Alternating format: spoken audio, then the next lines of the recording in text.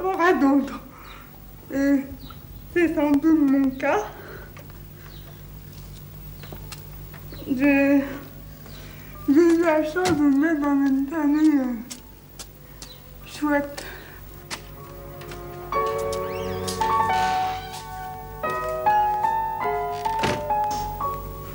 Oui, bien sûr. De sa naissance, j'ai vu que ma fille... D'ailleurs, après l'accouchement, j'ai bien vu que ce qui s'était passé, c'était pas normal.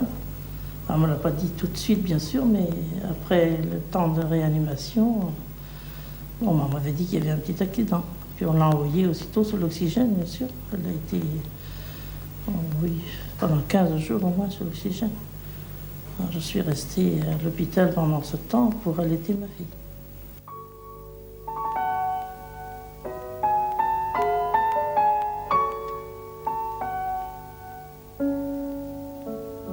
Oh mon Dieu, on était tellement unis, mon mari et moi, que tous les deux, on avait la même douleur. Et c'est sûr, après une fille tant attendue, et alors celle que nous avions perdue, dont j'avais pleuré énormément, puis alors de voir ce qui arrivait avec Marie-Geneviève, je dis quand même, décidément, on n'a pas de chance avec les filles. Mes parents étaient sans doute très modestes financièrement. Ils étaient agriculteurs, ils étaient fermiers, donc les terres ne leur appartenaient pas. À l'époque, on vivait vraiment de ce qu'on produisait et on vivait de très peu de choses. Mais à la maison, ce qui était une force, c'était l'affection entre nous. L'entendre, apprendre à vivre ensemble. D'autant plus que très tôt, papa est décédé. Alors, cela a déclenché chez les frères la solidarité. Aujourd'hui, ils se retrouvent à 5 frères autour de maman. Ça a été certainement une responsabilité. Ce qui m'a beaucoup aidé, ce sont, à cette époque-là, les techniciens. Quand j'allais aux réunions, pas toujours facile, avec le peu d'instructions qu'on a eues. On comprend bien, mais quand il faut s'exprimer, c'est autre chose. C'est pourquoi j'ai dit aux jeunes de mes enfants, il faut rester à l'école, mes enfants, et apprendre, aller au moins jusqu'au bac. Les aînés n'ont pas eu cette chance-là, parce que j'avais besoin d'eux à la maison pour m'aider. Enfin, je suis restée à la maison étant gamine jusqu'à 12 ans, et puis pendant cette enfance, j'ai toujours voulu imiter les autres, faire comme eux. Je crois que c'était la meilleure des rééducations. Aller courir, même si je me cassais la figure tous les 3 mètres, c'était la meilleure des rééducations, me relever et repartir et vouloir faire comme les frères. Puis des parents qui m'ont obligée à me bagarrer un peu contre ce handicap, en me disant il faut que tu apprennes à manger toute seule, à t'habiller toute seule, pour prendre les moyens de faire tout ça. Je crois que j'ai surtout appris à devenir responsable de moi, et ça aussi c'est important. Et mes parents se sont dit, puisqu'elle est intellectuellement, elle est comme les autres, il n'y a pas de raison qu'elle se laisse aller, quoi. Ça, je l'ai élevée comme les autres enfants. Malgré son handicap, ma fille, elle avait un appétit formidable, n'a jamais été plus malade que ses frères, jamais. Elle a eu une santé du tonnerre. Comme ses frères, exactement. Mais alors, il n'y avait que son handicap, bien sûr, pour manger. Bon, il a fallu lui donner à manger pendant plusieurs années. Puis, j'aimais tellement m'occuper de ma fille. Je jugeais que personne d'autre aurait pu faire autour d'elle mieux que moi-même. Pour l'éduquer, il ne fallait pas qu'elle soit émotionnée, il ne fallait pas qu'elle soit trop bouleversée, parce que elle perdait ses forces. Alors, tout doucement, je la mettais comme ça, aller chercher du bois. Elle passait une demi-heure même pour ramasser son petit morceau de bois ou deux. Elle avait un panier. Je lui donnais un petit panier, elle mettait ses morceaux de bois dans le panier. Et puis tous les jours comme ça. Et ce jour-là c'était ça, le lendemain je la mettais à faire autre chose. Mais l'année après je me disais, oh dis donc, elle a fait du progrès. Tu vois, elle ramasse son petit morceau de bois facilement. C'était peu de choses peut-être aux yeux des autres, mais pour moi c'était beaucoup. Jamais je lui ai dit, ne fais pas ça toi Marie-Geneviève, jamais, jamais, au contraire. Mais je cherchais toujours un petit quelque chose dont je voyais par exemple qu'elle aurait cassé, mais qui avait à côté un petit travail qu'elle pouvait le faire. J'ai dit, toi Marie-Geneviève, tu vas faire telle et telle chose. Marcel va faire ceci, Pierre va faire cela, et Joseph le reste. Mais toi, tu vas faire ça. Mais alors, un petit travail qui a été contente de faire, et que j'étais certaine qu'il n'y avait pas de risque. Ni pour se faire du mal, ni pour casser la vaisselle non plus. Jamais aucun m'ont dit, même en grandissant après, personne ne m'a jamais reproché quoi que ce soit. Ben oui, Marie-Geneviève, il y a eu beaucoup de frais, il y a eu des dépenses, ça c'est sûr. Ça m'est arrivé de donner le dernier billet de 1000 que j'avais chez moi pour les massages à ma fille. Puis les frères étaient toujours là. On a Marie-Geneviève par la main, ils allaient ramasser du bois, ils allaient faire ceci, cela. Marie-Geneviève toujours avec eux, rouler dans la charrette, rouler dans la brouette quand elle ne pouvait pas marcher. Puis la sœur était toujours de la fête. C'est ça qui m'a poussée à la mettre à l'école, parce qu'elle avait des frères. Ah bah oui. Oh. Moi je pense qu'à l'époque c'était évident quoi. Tous les enfants devaient aller à l'école et pourquoi pas moi. Je suis rentrée à Pâques à l'école pour pouvoir m'habituer, pour voir comment j'allais réagir et comment les autres allaient réagir. Bon, oui. Et puis donc j'avais déjà 7 ans et j'ai vraiment pris ma scolarité qu'à 8 ans. Mais en fait, je savais déjà un peu lire parce que les frères, tout en jouant, m'apprenaient. J'avais acheté un tableau qui était fait par le menuisier, qui était solide debout, de façon qu'elle pouvait sans difficulté écrire, s'amuser. Un tableau qui est du bois épais comme ça. Mais alors, elle ne pouvait pas écrire. C'est alors que j'ai pensé qu'une machine à écrire pouvait lui rendre service. Mais alors, acheter une machine à écrire, c'est qu'on n'était pas riche. Non, mais monsieur de Vannes, monsieur Drault était tellement chic, il avait donné des facilités de paiement, alors j'ai pas hésité. Alors, une machine à écrire portative. Oui. Alors, dans la machine, on a eu des coups de poing de toutes les façons.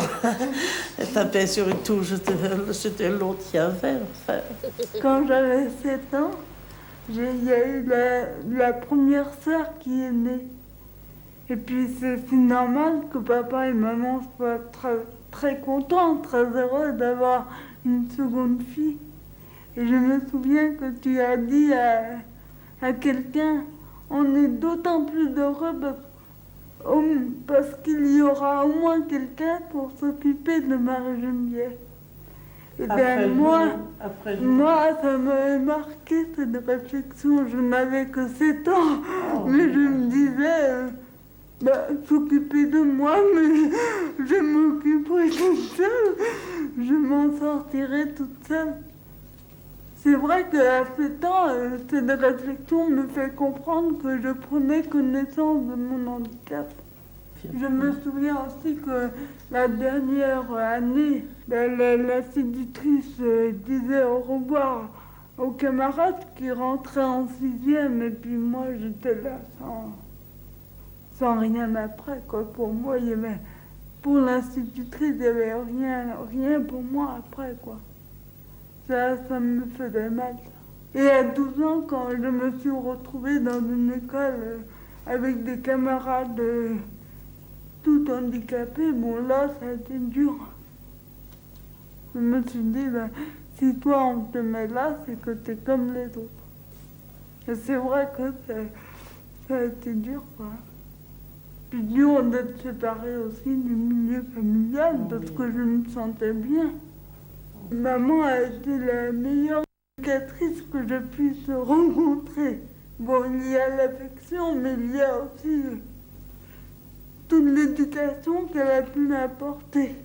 Elle m'a appris à devenir responsable Et je crois que c'est important dans le centre, même si l'éducatrice a beaucoup de volonté, qu'elle prend à cœur ses responsabilités, elle a du mal à pouvoir apporter à chaque enfant cela, quoi, apprendre à devenir responsable. Et à la maison, comment j'ai appris à devenir responsable? En prenant part aux activités de la maison. Une histoire marrante, mais qui illustre comment apprendre à devenir responsable, c'est, je me souviens que je devais ramasser le cidre, aller à la cave et tirer 2 ou 3 litres de cidre à la barrique. C'était vraiment osé de la part de mes parents parce que c'était pas évident. D'abord, aller jusqu'à la cave, c'était plein de cailloux. Et l'hiver, c'était plein d'eau. Et fixer une bouteille sur la clé et tourner la clé, tout ça, c'était vraiment compliqué avec mon handicap. On osait me confier une telle responsabilité, ben, il faut le faire. Et une fois, ça a été la panique parce que j'étais accroupie devant la barrique et j'ai perdu l'équilibre. Et sans réfléchir plus loin, je me suis rattrapée à la clé. Et la clé, je l'ai retirée. Et le site s'est mis à couler à flot. Bon, ben, c'est vrai que mes parents auraient pu dire, ben, finalement, t'es pas capable de faire ça et tu ne le feras plus. Ben, ils ne m'ont pas dit ça. Moi, je mesurais tout mon échec, mais ils m'ont dit, bon, il y a un moyen d'y remédier. Il faudra t'asseoir devant la clé, comme ça tu limiteras les dégâts. Et c'est vrai qu'il ne faut pas s'arrêter à un échec. Bon, il y a toujours des moyens d'aller plus loin. Et les moyens, ben, il faut se les donner.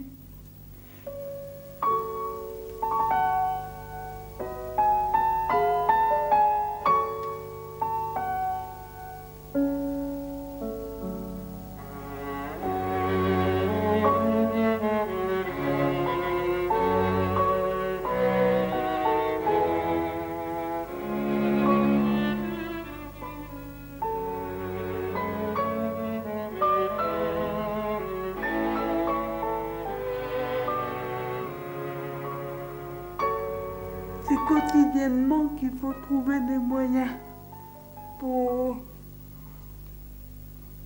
pouvoir s'en sortir. S'habiller, faut penser, est-ce que je pourrais mettre ça si j'ai une fermeture dans le dos, c'est pas évident. Si j'ai une cocarde à faire dans le dos non plus.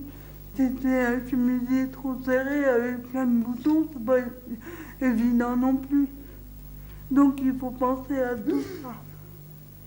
Mais aujourd'hui, il ne faut pas croire que ça nécessite un effort surhumain, ça devient automatique. Je crois qu'il faut d'abord s'asseoir. Avant d'agir, il faut réfléchir. Bon, je veux faire ça, mais comment? Et ne pas se limiter aux moyens qui sont proposés habituellement. Essayer d'en trouver d'autres mieux appropriés.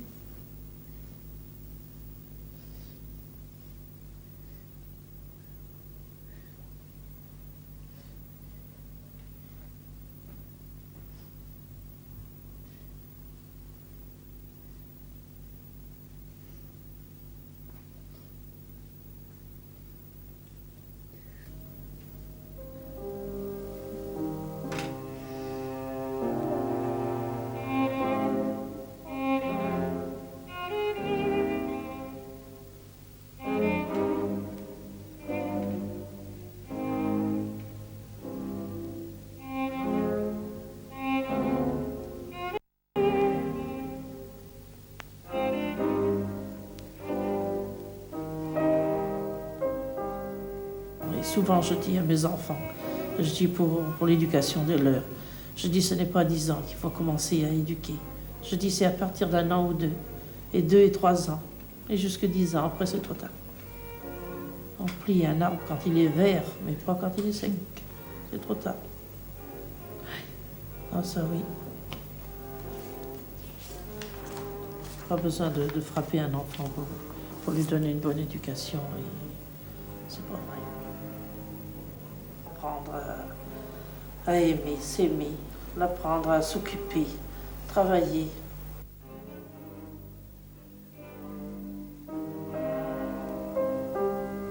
Il me semblait qu'il était bon pour Marie-Geneviève de sortir d'ici, de trouver un autre monde, d'étudier autre chose que ce qu'elle a vu à la maison. Parce que bon, plus tard dans la vie, on n'a pas toujours du bon à trouver sur son chemin. Ici, elle n'avait jamais compris ce que c'était du mauvais, parce que bon, il y avait une entente familiale et jamais de heurte entre nous, ni rien. Alors elle avait besoin de sortir un peu pour savoir ce que c'était l'extérieur. Non, je n'ai jamais parlé. J'aurais très bien pu dire, oui, Marie-Geneviève peut rester ici peut-être pour faire la comptabilité, un tas de choses comme ça. Mais non, je crois que Marie-Geneviève, pour moi, elle avait besoin de sortir en dehors de la famille pour un peu, pour savoir ce que c'était. Je cherchais toujours pour ma fille son avenir. Je cherchais toujours que ma fille s'instruise davantage et puis qu'un jour, bon, ben, avec son instruction, elle arrive. Je dis, si elle ne peut pas faire ce que ses frères feront de leurs mains, de la tête, elle fera avec son instruction. Et j'ai pas mal jugé. Puisqu'elle est la plus instruite de la maison. Elle a maintenant quand même sa chance de gagner sa vie, gagner son... indépendante de nous. Bon, ben, elle n'a plus besoin de sa maman. Jusque-là, j'ai souvent eu peur que la mort me frappe, et à cause de Marie-Geneviève, à cause de mes autres aussi, mais à cause de Marie-Geneviève. Pour moi, ça a été une consolation de la voir le jour qu'elle est partie travailler, c'est sûr. Mais même bien avant, quand je l'ai vue prendre le train un jour, elle ne voulait plus que j'aille l'envoyer.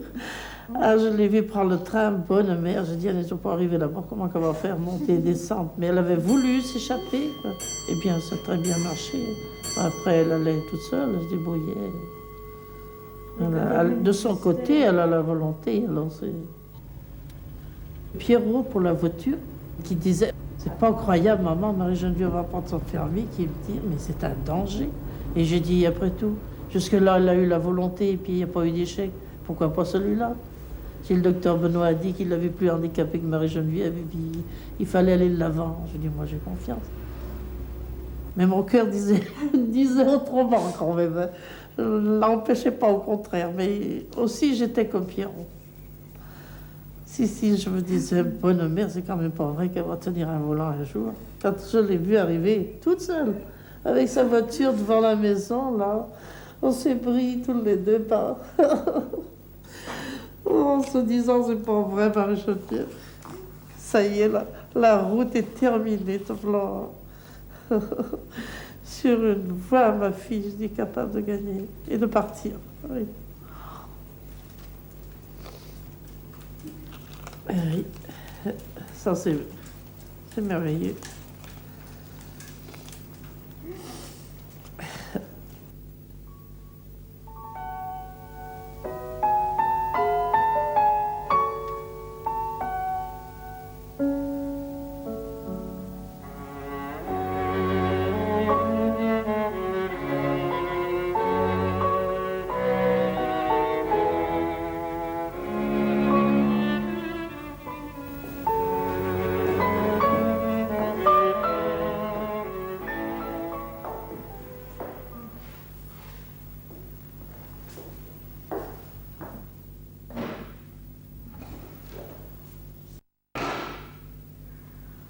Voilà, alors c'est à Kirpap que j'ai eu la chance d'essayer de faire des études secondaires. J'ai commencé par la cinquième et cette classe a bien marché. Je suis allée sans problème jusqu'à la troisième. Au-delà, il n'y avait pas d'enseignement dispensé par les professeurs, mais Françoise et plusieurs autres se sont inscrits à CAPA pour faire une seconde. Et j'ai donc pu suivre une seconde également à CAPA. Cette classe de seconde était vraiment folklore. Pour moi, il y avait un problème, c'est que à CAPA, les médecins, entre autres, pensaient que mon handicap m'empêcherait d'exercer une profession, d'exercer une activité professionnelle qui ferait appel à des connaissances intellectuelles. Ils me conseillaient beaucoup plus un travail manuel, travailler dans un centre d'aide par le travail qui accueille exclusivement des personnes handicapées. Et là, j'aurais fait entre autres des boulons, des vis, du décolletage. Ouais. Mais moi, je ne savais pas trop sur quel pied danser parce que j'avais envie d'avoir une activité professionnelle. Alors je me disais, bon, j'étais tentée d'avoir mon bac, d'abord pour prouver que c'était possible.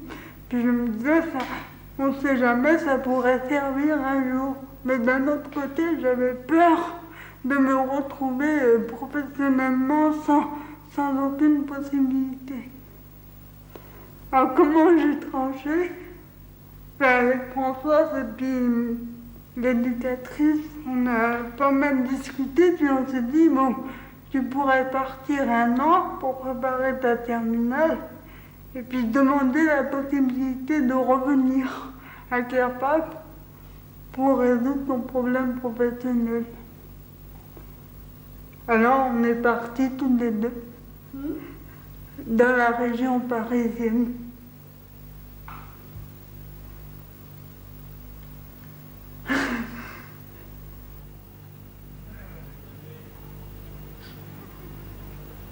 Je me souviens que Françoise était accueillie sans problème, mais que moi, même dans une école spécialisée, la directrice me refusait parce que je ne pouvais pas écrire à la main.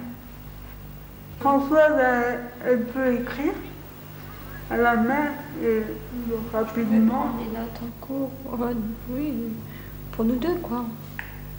Et puis, bon, Françoise a des problèmes pour se déplacer, mais je peux facilement la rouler.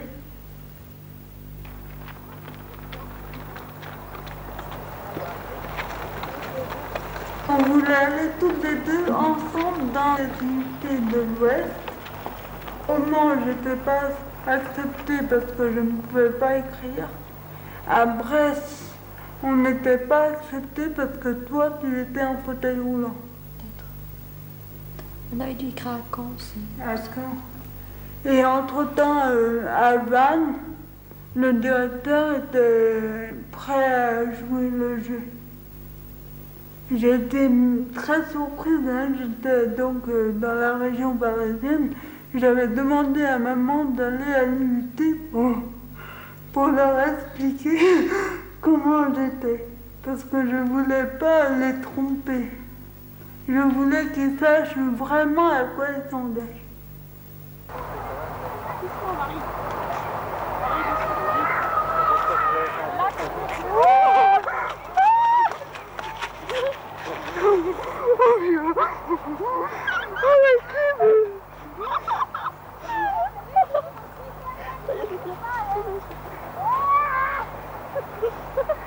Bon bah maintenant, faut relever la robe.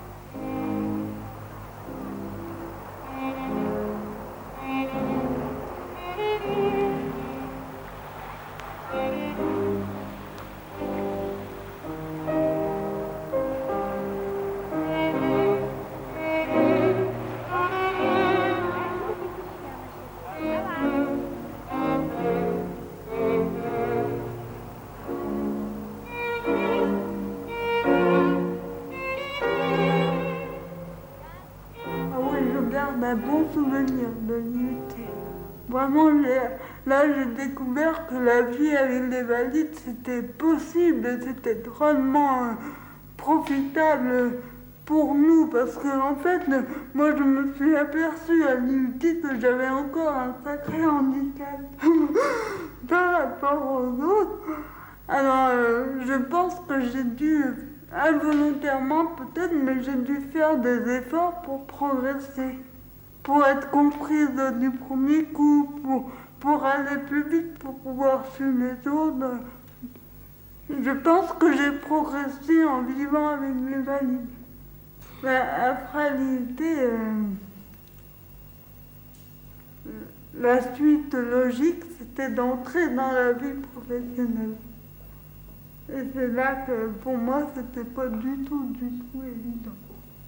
Même si j'avais progressé, mon handicap était là. Et puis pour trouver un boulot, c'est pas toujours évident.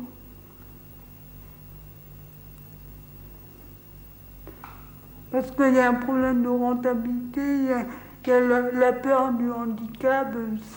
C'est pas facile de trouver le patron qui accepte de tenter le coup. Alors, à la rentrée d'octobre, à la rentrée universitaire, je me suis retrouvée sans rien, quoi. Ça m'embêtait de rester à la maison. Puis d'autre part, je n'avais pas du tout envie de revenir à Kerpac. Alors je me suis dit, en attendant, t'as qu'à t'inscrire en fac de droit. Ce sera un complément. Ça ne m'attirait pas tellement le droit, mais pour moi, c'était l'occasion de continuer à vivre au contact de valides. Alors je me suis inscrite en droit. Et j'ai même préparé la maîtrise. Et c'est après la maîtrise que j'ai voulu cette fois-là essayer d'entrer pour de bon dans la vie professionnelle.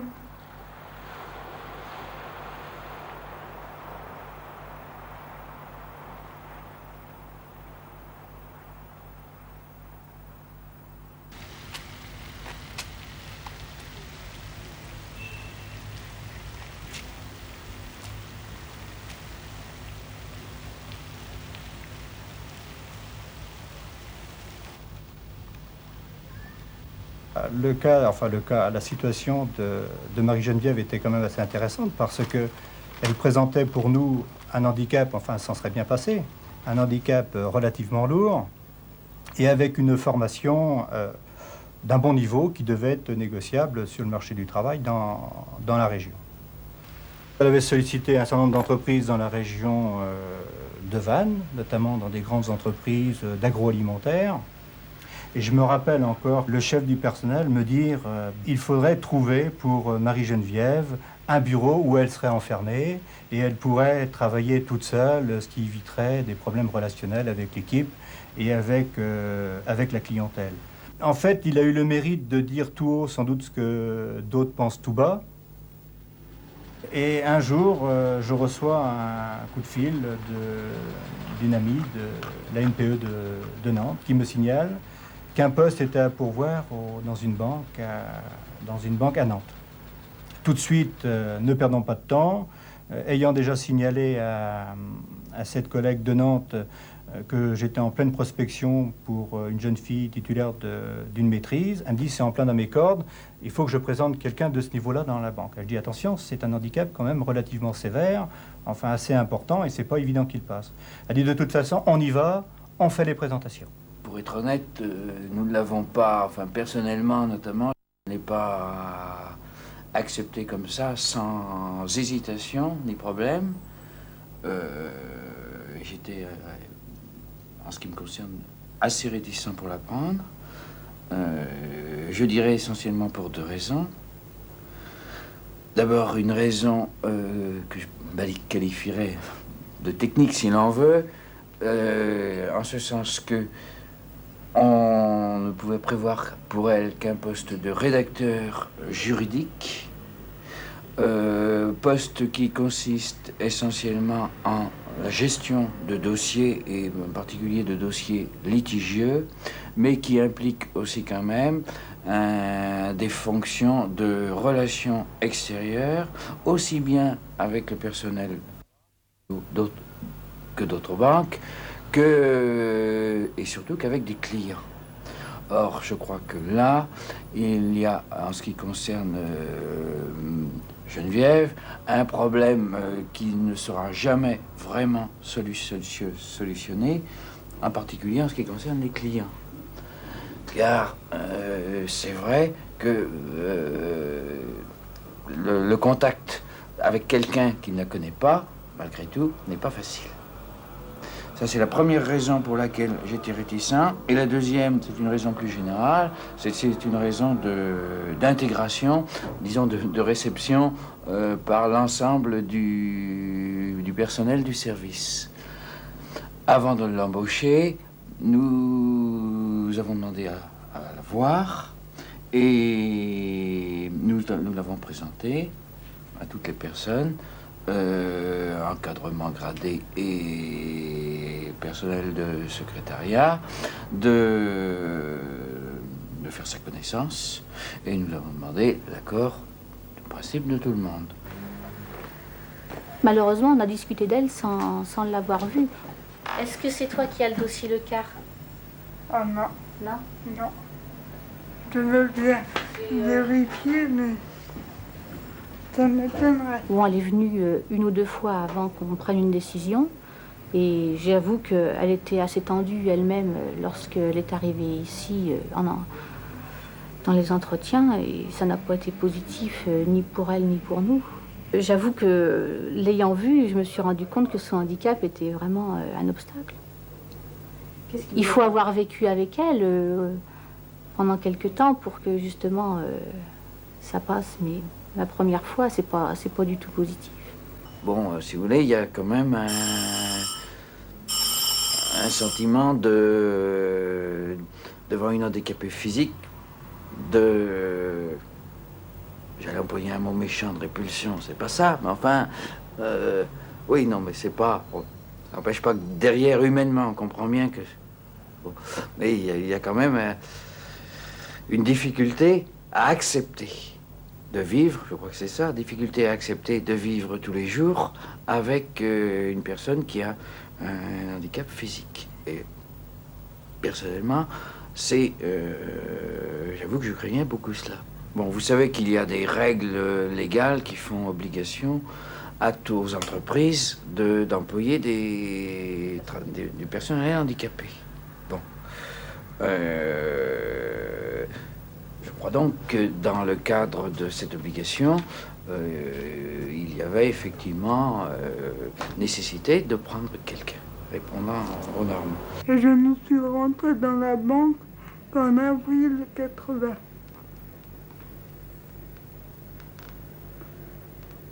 Et j'étais venue passer une journée ici pour qu'ils me connaissent, mais je crois qu'au lieu de les inciter à me prendre, ça avait dû encore les faire reculer. Est-ce que ce jour-là, bon, c'est vrai qu'on se sent observé, chez moi, ça a un effet négatif, mon handicap s'amplifie. J'étais super contractée, je pouvais rien faire. Et puis, pourtant, avant d'y rentrer, je me disais, surtout, tu ne vas pas manger avec eux. Parce que là, ça va être la catastrophe. Alors, j'ai pas pu, hein, j'étais tellement sollicitée avec force. J'aurais dû oser leur dire que j'étais attendue à l'extérieur. Bon, j'ai joué le jeu jusqu'au bout. C'est vrai que ça a été la panique. Se retrouver à table, être observé, j'ai déjà du mal à manger autrement. Alors là, ça a été la catastrophe. Mais je crois qu'on a pas mal grossi son handicap au départ. Et j'avoue personnellement, moi et puis monsieur aussi, nous étions les deux à refuser l'embauche de Geneviève au départ. J'ai des collègues qui ont dit que pour des raisons humanitaires, il fallait le faire. Mais moi, j'ai tout de suite senti que...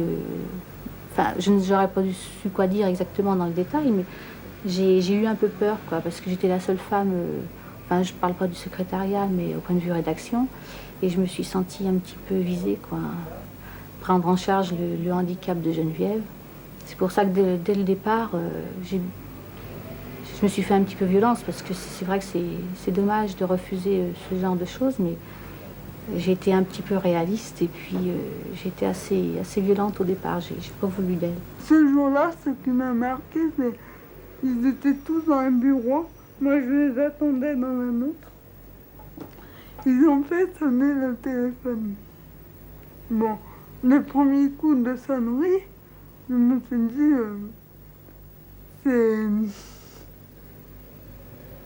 c'est quelqu'un de l'extérieur. Comme ça insistait, j'ai commencé à me poser une question. Et puis je me suis dit, bon, décrocher, c'est vraiment être gonflé.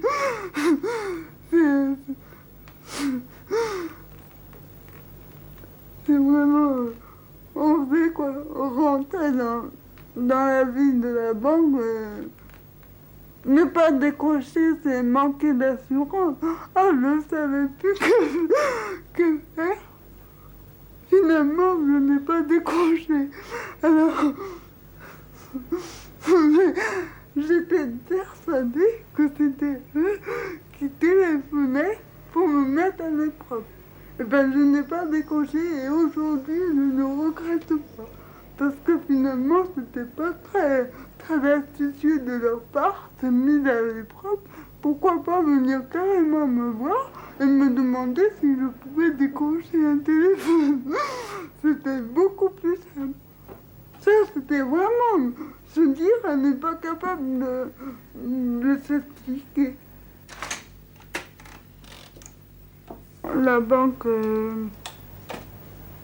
m'a employée sans trop savoir mes possibilités professionnelles. Et au départ, ça a été très très dur pour moi. Je me suis retrouvée dans un bureau qui n'était pas celui-ci, qui était tout au fond du service. Donc je me sentais d'abord un peu isolée par rapport aux autres, sans téléphone, parce que l'employeur pensait sans doute que je ne pourrais pas téléphoner. Et puis, ce qui est le plus marquant, c'est sans travail. Sans travail effectif au départ. Sans cesse, j'ai dû me prendre par la main pour aller trouver le directeur et lui demander du boulot. Et à chaque fois, je le mettais dans un embarras parce qu'il ne savait pas, il n'avait rien à me donner.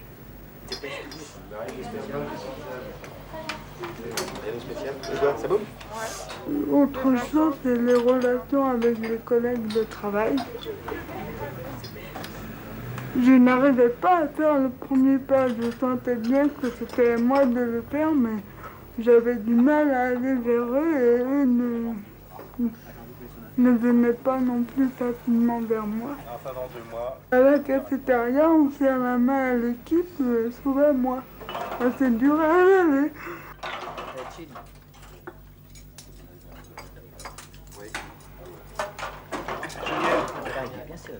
En ton absence hier, tu nous dois un cognac.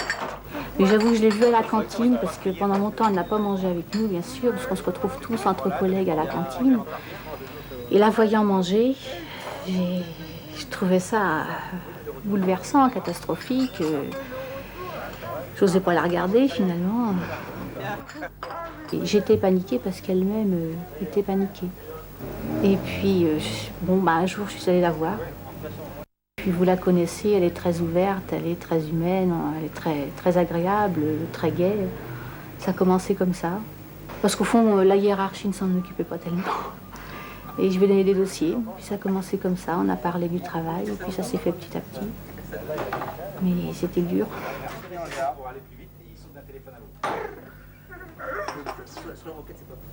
Et par la suite, elle m'a aidé à prendre ma place dans le service.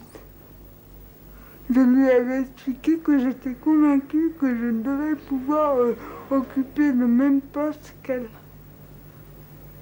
Elle était un peu surprise, mais elle me disait après tout, tu te connais bien, bon ben, il faut qu'on te donne l'occasion d'essayer. Je crains que Geneviève ne puisse pas remplir toujours, jamais arriver à remplir le rôle d'un rédacteur à part entière, c'est vrai. Jusqu'ici, je constate que lorsqu'il y a des dossiers trop épineux qui nous arrivent et qui normalement relèvent de ma compétence, ce supérieur hiérarchique le prend en charge. Nous avons fait quelques essais de réception de clients à l'aide en la présence plutôt du supérieur hiérarchique direct de Geneviève. Bon, voir un petit peu comment Geneviève était ressentie, perçue et admise par le client. Ceci n'est valable quand même, il faut bien le dire, que pour un certain type de clientèle. Il y a un niveau à partir duquel, à mon sens, ça ne me paraît pas admissible. Pour être honnête, là, et je crois qu'il y a un barrage difficilement franchissable. Jusqu'à aujourd'hui, j'ai reçu seulement 3 clients. Le premier, mon supérieur hiérarchique était avec moi. Le deuxième aussi. Bon, le supérieur hiérarchique voulait toujours être là pour le troisième. Il n'a pas très apprécié, mais j'ai reçu le client toute seule. Ça s'est bien passé.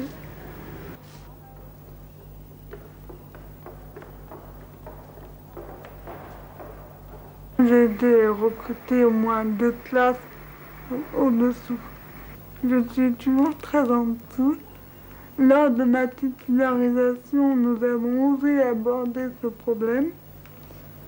Monique a osé dire, bon, Geneviève, c'est bien, elle occupe un poste de rédacteur, mais encore faudrait-il le reconnaître financièrement. Et on a eu droit à cette réponse, c'est déjà beau qu'on l'embauche, quoi, qu'on l'emploie. Ça fait mal. On ne cherche pas, disons, à approfondir le cas de Geneviève. On n'en parle pas, en fait. Elle est là, mais on n'en parle pas. Bon, quant à mon avenir professionnel dans la banque, je pense pas que j'irai très loin pour plusieurs raisons. Bon, la première, c'est sans doute, ça vient de moi peut-être. Ce travail de contentieux ne me passionne pas à en faire une carrière. Je pense que c'est quand même un boulot qui pose question et ça ne correspond pas du tout à tout ce que je pense. Puis autrement, l'autre raison, à mon point de vue, c'est je me demande si la banque est prête à me confier des responsabilités à un haut niveau. J'y crois pas tellement. Et pourtant, c'est sûr que être à un poste de direction, j'aurais moins de problèmes qu'être à un poste où j'ai pas mal d'exécution. Ça, c'est sûr.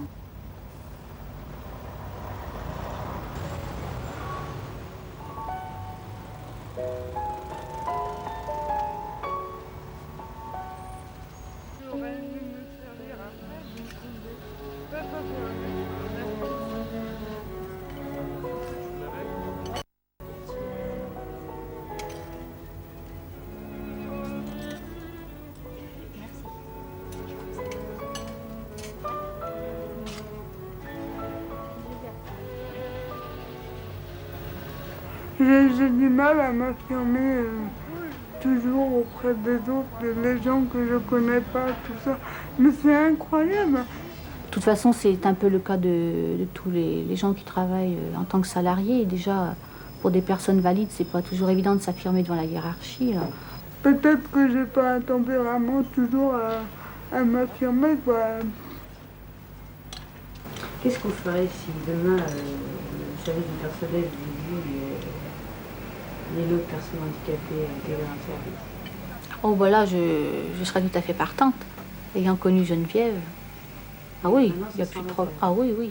Bah, disons que l'approche se fera aisément par rapport à la vie avant Geneviève, s'il n'y a plus de problème. Bon, il restera le problème de la personne, finalement, mais pas de son handicap. Mais ça, c'est le cas de tous les gens qui arrivent dans un service. Non, le handicap n'aura plus aucune espèce d'importance. Si on me disait aujourd'hui qu'il faut prendre une deuxième handicapée, je ne vous cache pas que je n'accepterai pas de gaieté de cœur. Je ne dirais pas que tout est parfait, surtout que ce soit définitivement acquis. Enfin, globalement, on peut considérer que ça a été, je dirais, une réussite.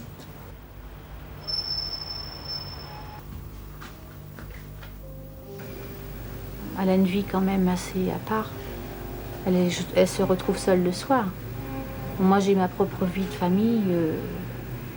Et je ne peux pas m'empêcher de penser qu'elle reste toute seule chez elle, à moins d'avoir sa vie militante. Elle n'a pas de vie privée, finalement.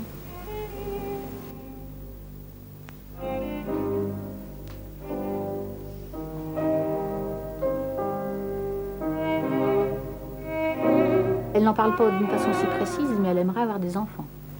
C'est sûr, elle adore les enfants. Alors je n'en parle pas, mais je pense que c'est une fille très intéressante. Mais je ne sais pas pourquoi, je pense qu'elle ne peut épouser qu'un handicapé, ou alors ce serait exceptionnel, je crois.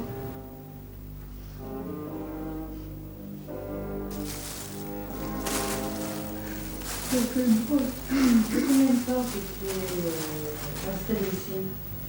Ça fait... Oh, ça fait combien de temps? Depuis 81. Ça va faire 2 ans.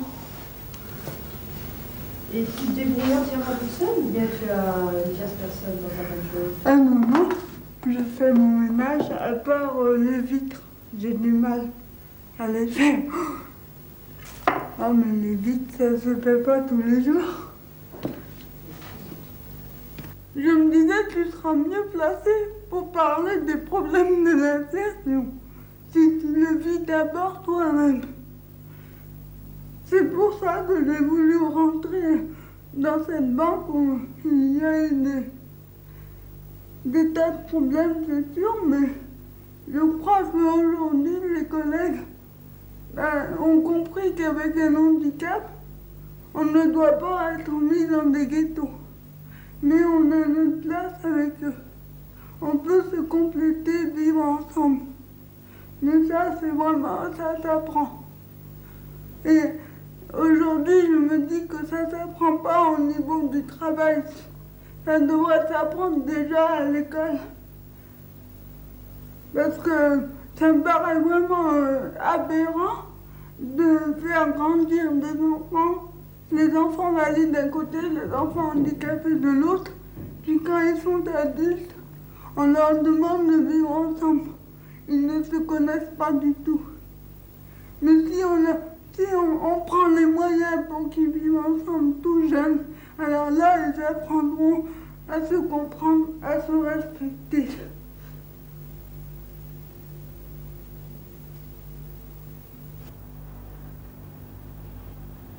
Sur le plan matériel, ça ne pose pas de problème, mais j'affronte souvent l'incompréhension des commerçants.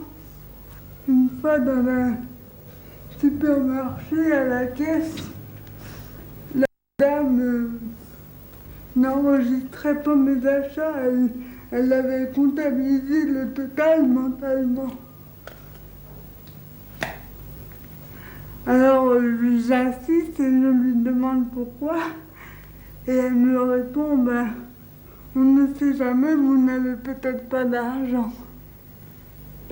Réaction assez curieuse, mais que j'explique par le fait que très souvent, on assimile le handicap physique comme le mien avec handicap mental, on pense que c'est très lié. C'est sûr que avec toutes ces réactions, j'ai beaucoup de raisons pour m'enfermer chez moi et ne pas ressortir.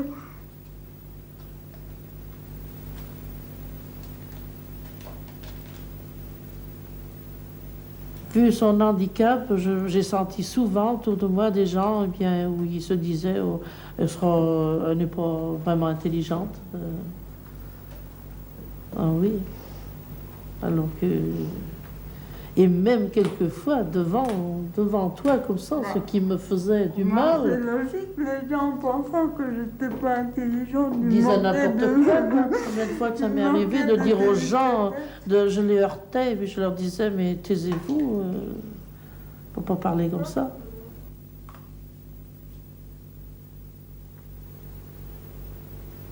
Oui. Souvent, ça m'a. Qu'est-ce que tu feras de ta fille? Qu'est-ce qu'elle va devenir? J'ai dit, mais laissez les choses venir. Ça m'a coûté quand même, ça m'a coûté, bien sûr, le regard des autres. C'est sûr qu'il faut reconnaître que c'est dur. Faut vraiment s'accrocher, c'est dingue. Il y a des moments où on craque. Mais je me disais, rester à la maison, c'est peut-être pas ça l'idéal. Enfin, il n'y a pas d'idéal dans la vie. Je crois que peut-être que c'était une bonne solution. C'était vraiment la planque. Il y a des jours, c'est sûr que il y en a ras-le-bol. Mais je me demande si j'ai eu le temps de penser que j'en ai ras-le-bol. Parce que j'ai des engagements et ça m'occupe, ça. Mais peut-être effectivement que un jour j'en aurai marre, je serai trop fatiguée. Mais alors peut-être qu'il sera encore temps de retourner dans le nid familial, d'être bien au chaud, mais je me dis que lutter, ça devient une habitude. Et que peut-être que ce serait trop douillet. Et que je me sentirais plus à mon aise. J'ai besoin vraiment de me bagarrer et d'être active. C'est ça qui me permet d'être heureuse. Voir des gens, c'est important. Ah, ici, je me retrouve toute seule.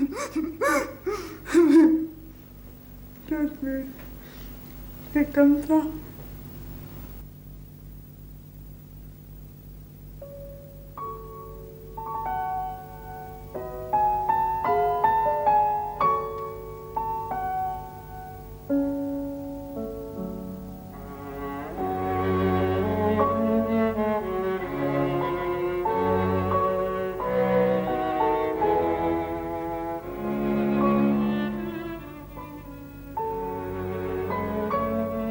Ce que j'ai remarqué, c'est que tout au long de sa vie, elle a rencontré des tas de gens handicapés ou valides, et même beaucoup de gens valides, et qui l'ont tout de suite reconnue comme une amie. Je crois qu'elle provoque la sympathie.